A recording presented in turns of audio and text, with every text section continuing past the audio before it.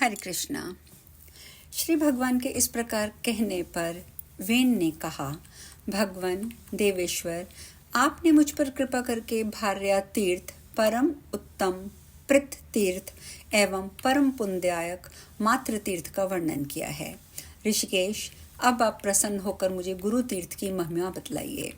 भगवान श्री विष्णु बोले, राजन, गुरु तीर्थ बड़ा उत्तम तीर्थ है, मैं उसका भी वर्णन करता हूँ। गुरु के अनुग्रह से शिष्य को लौकिक आचार व्यवहार का ज्ञान होता है, विज्ञान की प्राप्ति होती है, वह मोक्ष प्राप्त कर लेता है। जैसे सूर्य संपूर्ण लोकों को प्रकाशित करते हैं, उसी प्रकार गुरु शिष्यों को उत्तम बुद्धि देकर उनके अंतर जगत को प्रकाशपूर्ण बनाते हैं। सूर्य दिन में प्रकाश करते हैं, चंद्रमा रात में प्रकाशित होते हैं, दीपक केवल घर के भीतर उजाला करते हैं, परंतु गुरु अपने शिष्य के हृदय में सदा ही प्रकाश फैलाते रहते हैं। वे शिष्य के अज्ञान में अंधकार का नाश करते हैं, अतः शिष्यों के लिए गुरु ही सबसे उत्तम तीर्थ है। ये समझकर शिष्य को उचित है कि वह अपने सब तरह से गुरु को प्रसन्न रखे। गुरु को पुण्यमय जानकर मन, वाणी और शरीर तीनों की क्रिया से उनकी आराधना करता रहे। नृपश्रेष्ठ, भार्गव वंश में उत्पन्न महर्षि च्यवन मुनियों में श्रेष्ठ थे। एक दिन उनके मन में विचार हुआ कि मैं इस पृथ्वी पर कब ज्ञान संपन्न होऊंगा। इस प्रकार सोचते सोचते उनके मन में ये बात आई कि मैं तीर्थ यात्रा को चलूं, क्योंकि तीर्थ यात्रा अभीष्ट फल देने वाली है। ऐसा निश्चय करके वे पिता आदि को तथा पत्नी, पुत्र, धन को भी घर पर ही छोड़कर तीर्थ यात्रा के प्रसंग से भूतल पर विचरने लगे। मुनीश्वर च्यवन ने नर्मदा, सरस्वती और गोदावरी आदि समस्त नदियों के समुद्रों के तटों की यात्रा की। अन्य अन्य क्षेत्रों, संपूर्ण तीर्थों एवं पुण्यमय देवताओं के स्थान में भ्रमण किया। इस प्रकार यात्रा करते हुए वे ओंकारेश्वर तीर्थ में आए और एक बरगद की शीतल छाया में बैठकर सुखपूर्वक विश्राम करने लगे। उस वृक्ष की छाया ठंडी और थकावट को दूर करने वाली थी। मुनि श्रेष्ठ च्यवन वहां लेट गए और लेटे ही लेटे अपने कानों में पक्षियों का मनोहर शब्द उनको सुनाई देने लगा, जो ज्ञान विज्ञान से युक्त था। उस वृक्ष के ऊपर अपनी पत्नी के साथ एक दीर्घजीवी तोता रहता था, जो कुंजल के नाम से प्रसिद्ध था। वह तोता बड़ा ज्ञानी था। उसमें उज्ज्वल, समुज्ज्वल, विज्वल और कपिंजल ये 4 पुत्र भी थे। चारों ही माता पिता के बड़े भक्त थे। वे भूख से आकुल होने पर चारा चुगने के लिए पर्वतीय कुंजों और समस्त द्वीपों का भ्रमण किया करते थे। उनका चित्त बहुत एकाग्र रहता था। संध्या के समय मुनिवर च्यवन के देखते देखते वे चारों तोते अपने पिता के सुंदर घोंसले में आए। वहां आकर उन सब ने माता पिता को प्रणाम किया और उन्हें चारा निवेदन करके उनके सामने खड़े हो गए। तत्पश्चात अपने पंखों की शीतल हवा से माता पिता की सेवा करने लगे। कुंजल पक्षी अपनी पत्नी के साथ भोजन करके जब तृप्त हुआ, तब पुत्रों के साथ बैठकर परम पवित्र दिव्य कथाएं कहने लगा। उज्ज्वल ने कहा, पिताजी, इस समय पहले मेरे लिए उत्तम ज्ञान का वर्णन कीजिए, इसके बाद ध्यान, व्रत, पुण्य और भगवान के ज्ञान शब्द का उपदेश दीजिएगा। कुंजल बोला, बेटा, मैं तुम्हें उस उत्तम ज्ञान का उपदेश देता हूँ जिसे किसी ने इन चर्म चक्षुओं से नहीं देखा है, और उसका नाम है कैवल्य अर्थात मोक्ष।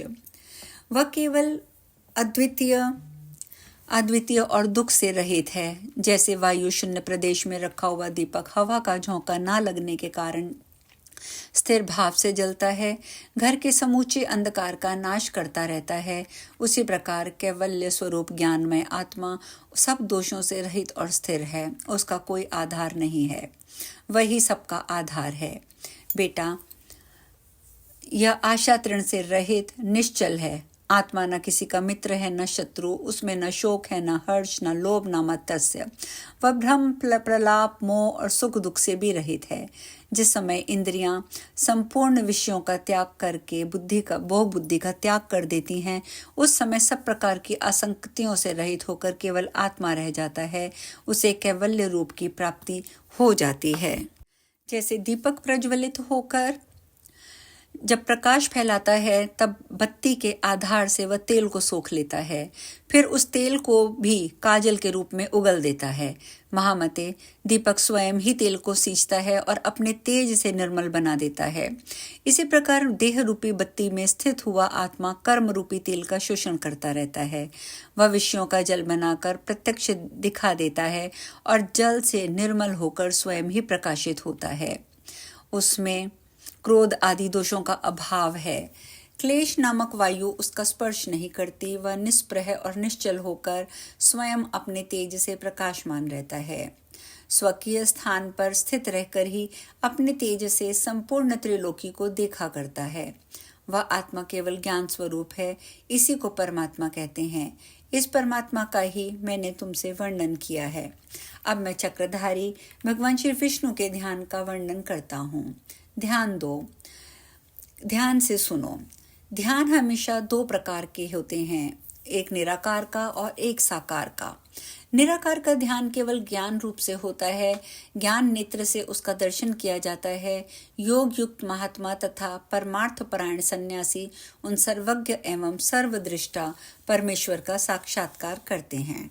वत्स, वे हाथ पैर से हीन होकर भी सर्वस्त्र हो जाते हैं और समस्त चराचर त्रिलोकी को ग्रहण करते हैं। उनके मुख और नाक नहीं है, फिर भी वे खाते और सूंघते हैं। बिना कान के ही सब कुछ श्रवण करते हैं। वे सबके साक्षी और जगत के स्वामी हैं। रूपहीन होते हुए भी 5 इंद्रियों से युक्त रूप धारण करते हैं। समस्त लोकों के प्राण हैं। चराचर जगत के जीव उनकी पूजा करते हैं। बिना जिह्वा के भी वे बोलते हैं। उनकी सब बातें वेद शास्त्रों के अनुकूल होती हैं। उनके त्वचा नहीं है, फिर भी वे सबके स्पर्श का अनुभव करते हैं। उनका स्वरूप सत और आनंदमय है। वे विरकात्मा हैं। उनका रूप एक ही है। वे आश्रय रहित और जरावस्था से शून्य हैं। ममता तो उन्हें छू भी नहीं गई है। वे सर्वव्यापक सगुण निर्मल हैं।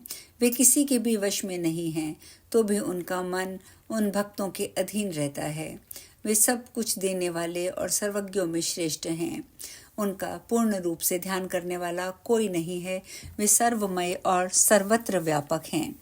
इस प्रकार जो परमात्मा के सर्वमय स्वरूप का ध्यान करता है, वह अमृत के समान सुखदायी और आकार रहित परम पद अर्थात मोक्ष को प्राप्त होता है। अब परमात्मा के ध्यान का दूसरा रूप साकार, उसका ध्यान बताता हूँ। मूर्तिमान आकार के चिंतन को साकार ध्यान कहते हैं और जो निरामय तत्व का चिंतन है उसे निराकार ध्यान कहा जाता है। यह समस्त ब्रह्मांड जिसकी कहीं तुलना नहीं है, भगवान की वासना से ही वासित है। भगवान ही इसका निवासी है, इसलिए उन्हें वासुदेव कहते हैं। वर्षा के लिए उन्मुख मेघ का जैसे वर्ण होता है वैसा ही उनका भी वर्ण है। वे सूर्य के समान तेजस्वी, चतुर्भुज एवं देवताओं के स्वामी हैं। उनके दाहिने हाथों में से एक में सुवर्ण और रत्नों से विभूषित शंख शोभा पा रहा है।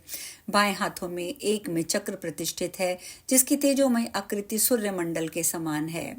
कुमोद की गदा जो बड़े बड़े असुरों का विनाश करने वाली है, उन परमात्मा के दूसरे बाएं हाथ में सुशोभित है। उनके दूसरे दाहिने हाथ में सुगंधपूर्ण महान पद्म शोभा पा रहा है। इस प्रकार आयुधों सहित भगवान कमलापति का ध्यान करना चाहिए।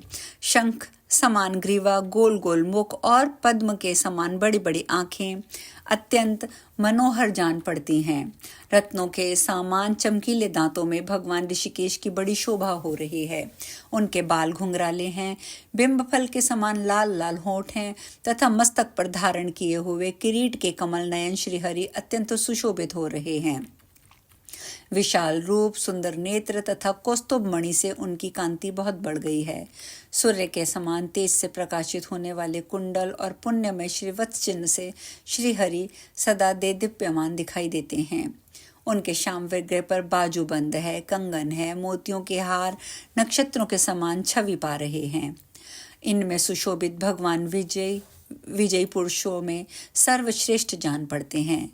सोने के समान रंग वाले पीताम्बर से गोविंद की सुषमा और भी बढ़ गई है। रत्न जड़ित मुंदरियों से सुशोभित उंगलियों के कारण भगवान बड़े सुंदर प्रतीत होते हैं। सब प्रकार के आयुधों से पूर्ण और दिव्य आभूषणों से विभूषित श्री हरि गरुड़ की पीठ पर विराजमान हैं। वे इस विश्व के सृष्टा और जगत के स्वामी हैं। जो मनुष्य इस प्रकार भगवान के मनोहर झांकी का प्रतिदिन चिंतन करता है और ध्यान करता है, वह सब पापों से मुक्त हो जाता है। इन जगदीश्वर के ध्यान का ये सार मैंने तुम्हें बता दिया है। अब हम इस कथा में यहीं विश्राम लेंगे। आगे कुंजल अपने पुत्र विज्वल को क्या उपदेश देते हैं, ये चर्चा हम कल करेंगे। हरे कृष्णा।